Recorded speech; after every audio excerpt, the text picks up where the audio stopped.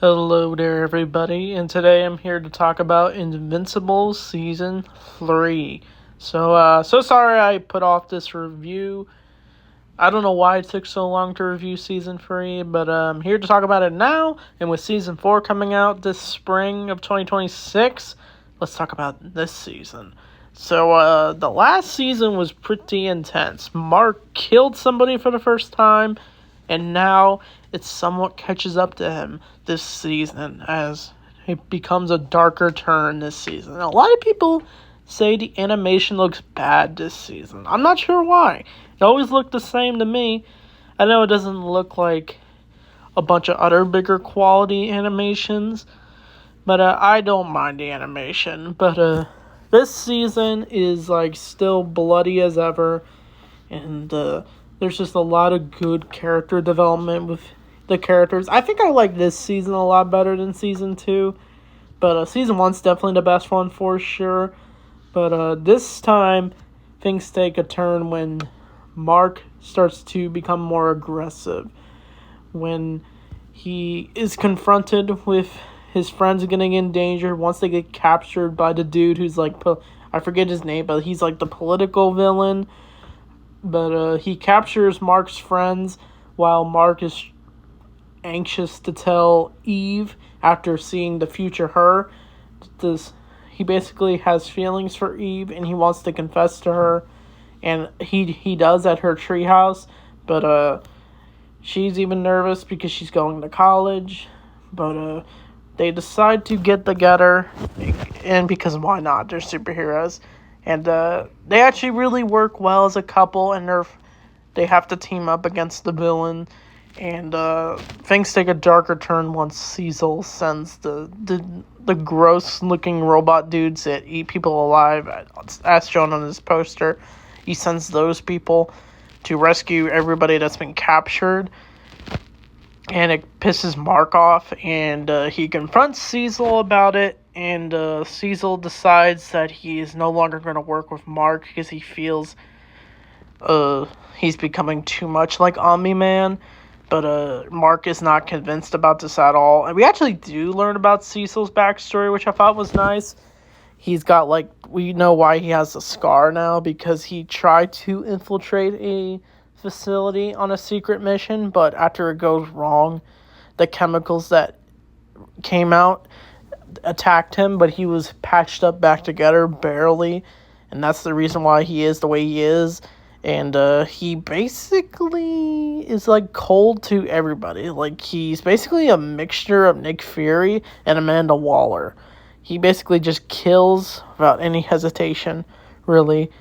But once he betrays Mark, it really ticks him off, and he decides that he is no longer going to work with Cecil. And he even tells his mom about it, and even Oliver, which we saw the last season, he's basically Omni-Man's new son after he went on this self-discovery journey in space after everything he did in season 1. But Oliver's already starting to develop his powers, and it's making Mark really nervous because he doesn't know if his brother is ready. Because after a mission that goes wild, basically Oliver kills the Mahler twins, who were robbing a bank. But the way he kills both of them is just ugh. He just penetrates through both of them. And I know the Mahler twins were not good dudes at all, but the way they died was just you kind of almost feel bad for them, but not really. But Oliver starts to kind of sound like Omni-Man by not valuing human life at all. And he basically tells Debbie this, and she basically lectures him on how life is not meaningless and how he would feel if she died. And Oliver says that he wouldn't like that at all. But this is going to be a huge change for Oliver, as Mark is starting to begin worry more and more about Oliver. But probably one of the better scenes in the show is where Oliver actually does meet friends, and he doesn't have to hide that he's purple. And the kids actually accept him for who he is. And Mark and Eve watch him, of course. And he ends up depantsing two of the bullies that were harassing them which I thought was funny. But probably my favorite thing about this season is the relationship between Mark and Eve. They even make out while naked, and I thought that scene was hilarious. But they decide that they must move out because they don't want disruptions. But for Debbie, she ends up actually meeting a new guy that she actually confesses everything that's been going on in her life to him. And his name is Paul, not the dude from Spider-Man, but Mark is a little disappointed that Debbie told Paul about his secret, but he basically says that, he can keep any secrets since he literally even sold a house to a rock star. And Mark's like, who? And he's like, exactly. But the main thing that's going on throughout this whole season is that Mark is getting spied on, which is revealed to be the dude with the giant brain. He's basically revealed to have been alive this whole time. He basically got himself patched up, even though Mark basically turned him into just a blob corpse. He basically had a last-minute survival, and he's been watching Mark and his family this whole time. And it's just a bunch of wild stuff. And he's basically going to grab a bunch of evil versions of Invincible to take over the entire city. And we also see the Guardians of the Globe return. But we get some drama between their characters. Basically, Robot is trying to build a device for the girl who can shapeshift into a monster. She is so depressed that she de-ages every time she turns into a monster. He's basically able to build a belt for her that can help her stop de-aging, and she's basically finally able to find a way to live a somewhat normal life without having to worry about getting younger and younger, which is a relief for her, and the two are basically able to continue being a couple. And Duplicate Girl, I forgot to mention. I don't know if I mentioned it the last review, but she died the last season, but she's revealed to be alive this whole time. And her brother tried to get out of prison. But he basically, probably the creepiest scene is where he duplicates himself so much that he basically just suffocates all his clones to get out of his cell. But of course, he's detained while his sister is ready to marry Immortal. But we also see Immortal in the future, where Mark teams up with the time travel twins from the last season, and he basically goes to a dystopian future with Immortal basically depressed because everyone around him died while he kept on living, and he's trying to convince Mark to kill him, but Mark doesn't want to do it since he doesn't like the idea of killing somebody, but he ends up killing Immortal anyway by decapitating his head. It's brutal to watch, and Mark does feel guilty about this, and he even asks Eve during their first date that he wonders if he's a bad person, but of course Eve assures him that he's not a bad person.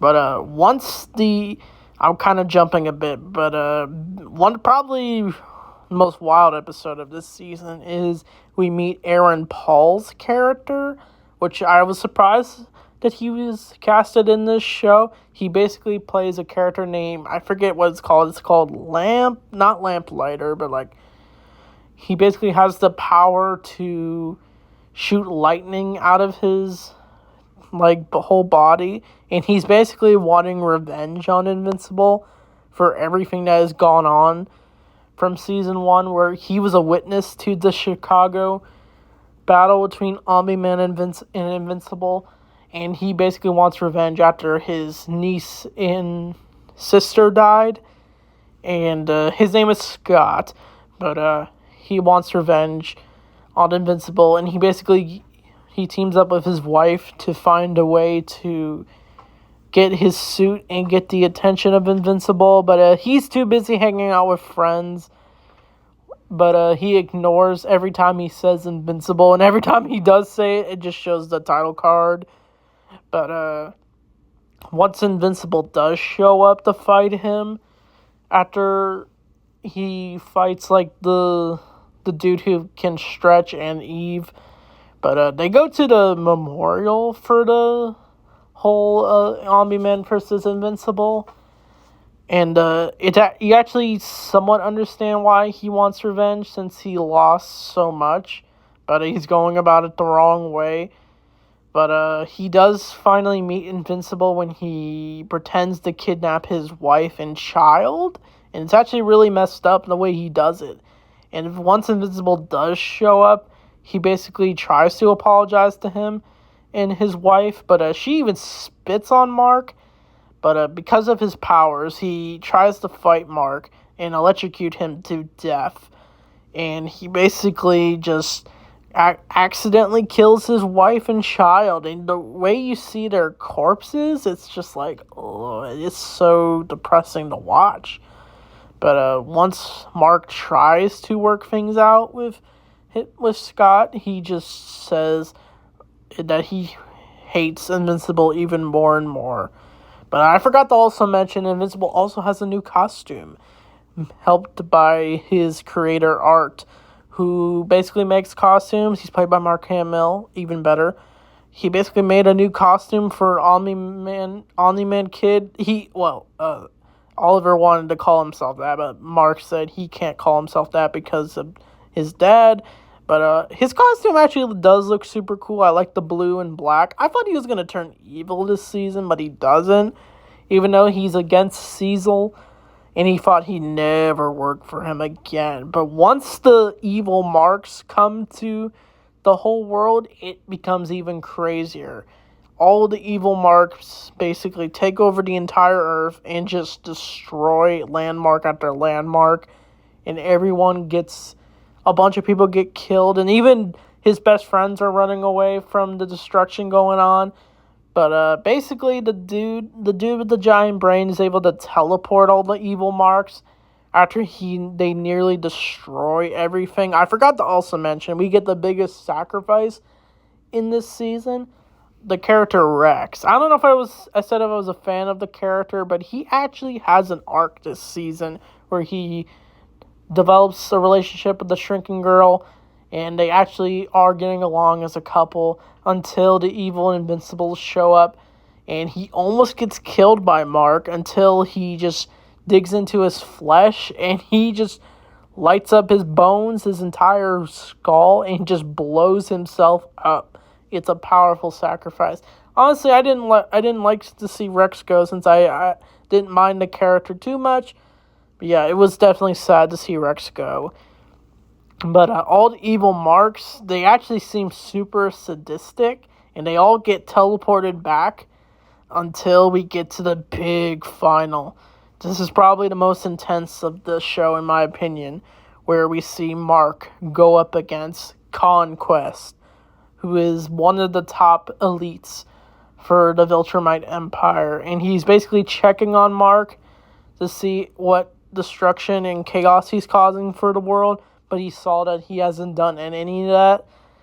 And I forgot to also mention Omni-Man. I'll get to him in a bit, but basically Conquest is ready to kill Invincible, and we get this entire final battle between the two, and it's a really intense battle. And even the mom, who is hesitant to send Oliver to fight Conquest, she tells him that Mark does need him, even though everyone's hiding after everything that went down because of the evil marks taking over the city. But basically, it's just one big brawl.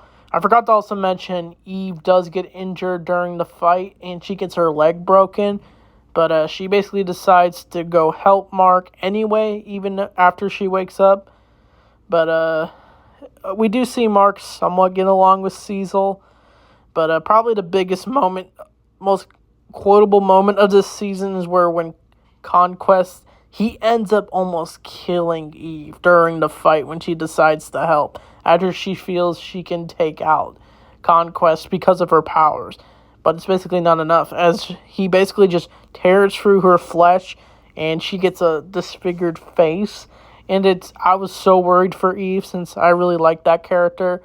But she's able to survive, of course, since because of her powers and in a near-death experience, she's basically able to heal her whole wounds. But we get this infamous moment where Mark says, "Cecil, I need you!" He just calls out Cecil because he's so overwhelmed. And you definitely feel Mark's emotions since he doesn't want Eve to die. But he's basically able to murder Conquest by just smashing his face multiple times through him. And Conquest basically dies as just a giant corpse. But basically Eve does regenerate, like I said. And she even shows up naked. And the two basically pass out saying they love each other, which I thought was cute. But Mark heals up. And Oliver, I forgot to also mention, he almost gets ripped in half. And I thought it was like, oh, they're not going to show a kid die. But of course, he survives, of course. And he's excited to meet up with Mark until they realize they have to burn the corpse of Conquest. But Cecil decides he's going to keep the corpse so they can find out the secrets against the Viltrumite Empire, which is coming to Earth to take over. So that's something to look forward to for Season 4, to see Mark go up against the Viltrumites. But I forgot to also mention Omni-Man. Where has he been this whole season? We actually don't really see him this season at all. But we do find out how he escaped, because last season he was going to get executed for everything that he did in Season 1. But he actually starts to show human emotions. He misses his wife, Debbie. But he's basically able to team up with Alan the Alien, and the two are basically able to escape with each other through their powers, and they basically tear through the Viltrums, and they just smash them to death, and they're basically able to destroy the ship they're on, and they're basically able to move on to make their next move, which I think is probably going to set up with the return of Omni-Man. I hope he does return for Season 4, since I felt we didn't get enough of him this season for sure, other than this awesome sequence where he takes out the Viltrumites. But yeah, other than flashbacks, we don't see much of him. But this season was definitely one of the most intense and easily one of the best. I hope Season 4 is just as great as these 3 seasons for sure. I definitely give this season probably a 10 out of 10. But I don't know, that's being generous. But yeah, the action was really intense. The emotions between Mark and Eve were really good. Just a lot of good character progression throughout this whole season with a lot of newer characters that I really like. And it just makes me look forward to each of the seasons for Invincible.